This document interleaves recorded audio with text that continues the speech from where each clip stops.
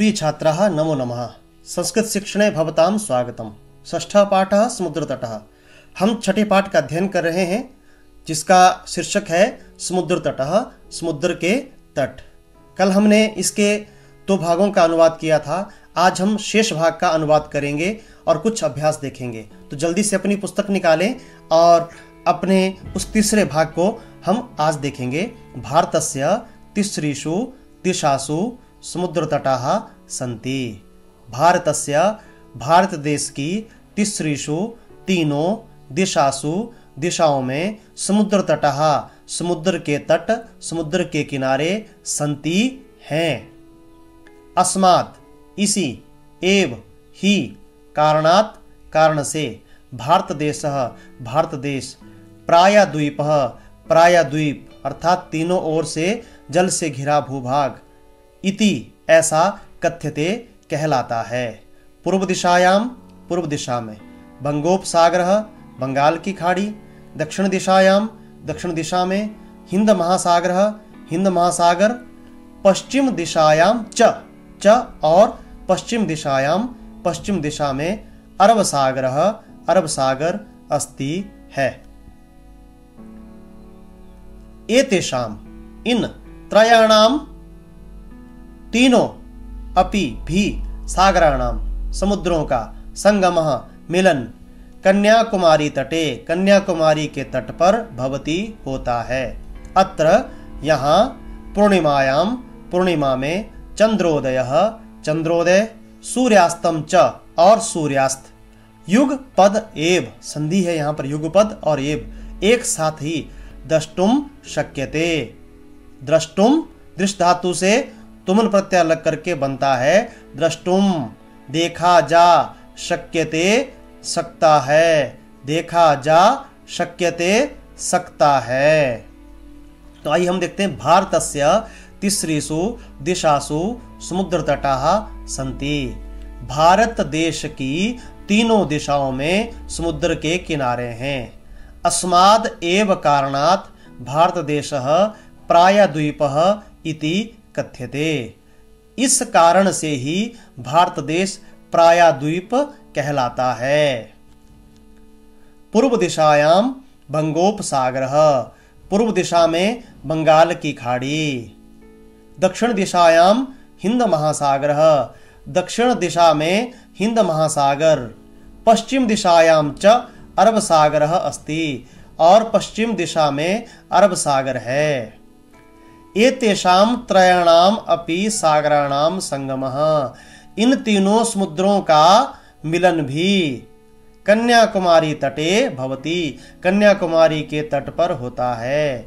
अत्र पूर्णिमायाम यहाँ पूर्णिमा को या पूर्णिमा में, चंद्रोदय सूर्यास्तम च चंद्रोदय और सूर्यास्त को, युगपद एव एक साथ ही, द्रष्टुम शक्यते देखा जा सकता है। यह इसका अनुवाद है।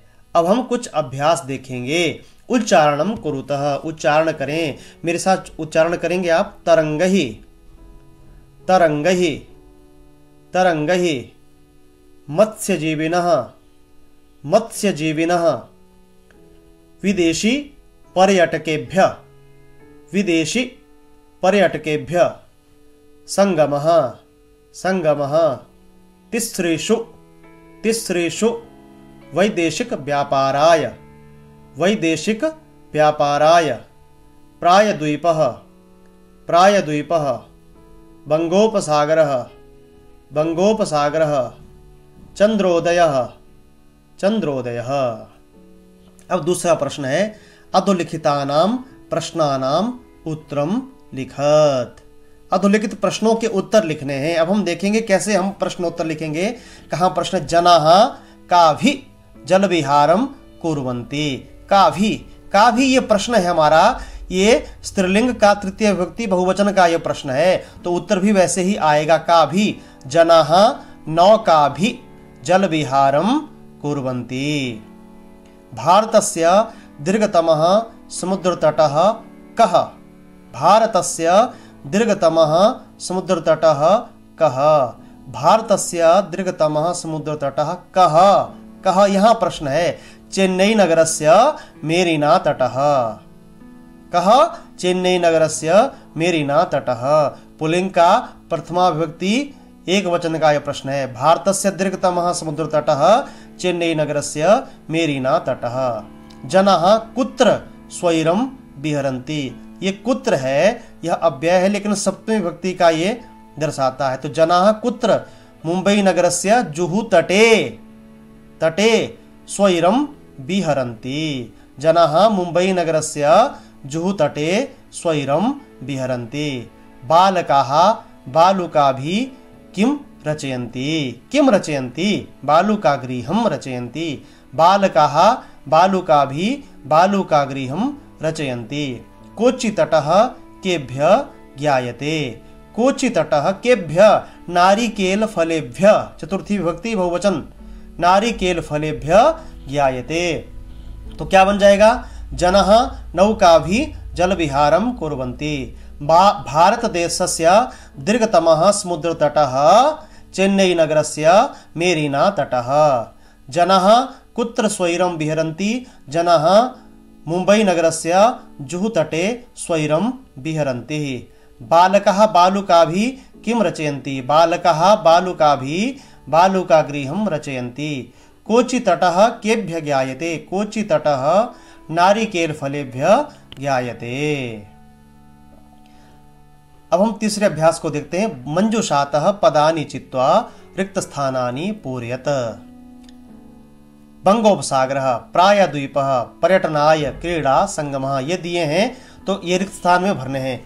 कन्याकुमारी तटे त्रयाणां सागराणां भवति किं भवति, संगमः भवति। कन्याकुमारी तटे त्रयाणां सागराणां संगमः भवति। भारतदेशः रिक्त स्थानम इति कथ्यते। किं कथ्यते, प्रायद्वीपः इति कथ्यते। भारतदेशः प्रायद्वीपः इति कथ्यते। जनाः समुद्रतटं किमर्थम् आगच्छन्ति, पर्यटनाय आगच्छन्ति। जनाः समुद्रतटं पर्यटनाय आगच्छन्ति। बालेभ्यः किं रोचते, बालेभ्यः क्रीडा रोचते। बालेभ्यः क्रीडा रोचते। भारतस्य पूर्वदिशायां किम् अस्ति, भारतस्य पूर्वदिशायां बंगोपसागरः अस्ति। भारतस्य पूर्वदिशायां बंगोपसागरः अस्ति। इस प्रकार से रिक्त स्थान हो जाएंगे। आज हमारा पाठ्यक्रम यहीं पर पूर्ण होता है। अब हमें गृह कार्य देखना है। पाठितस्य भागस्य हिंदी अनुवादम लिखत। जो पाठ पढ़ाया गया आज, जो भाग पढ़ा, उसका हिंदी अनुवाद लिखना है। प्रथम द्वितीय तृतीय अभ्यासान लिखत। पहले दूसरे और तीसरे अभ्यास को हमें टिप्पणी पुस्तिका में लिखना है और शब्दार्थों को लिखना है। तिसरेषु अस्मात् तटे पूर्णिमायां कथ्यते शक्यते रोचते भवति, इनके अर्थों को हमें लिखना है। जयतु संस्कृतम, जयतु भारतम। धन्यवादः।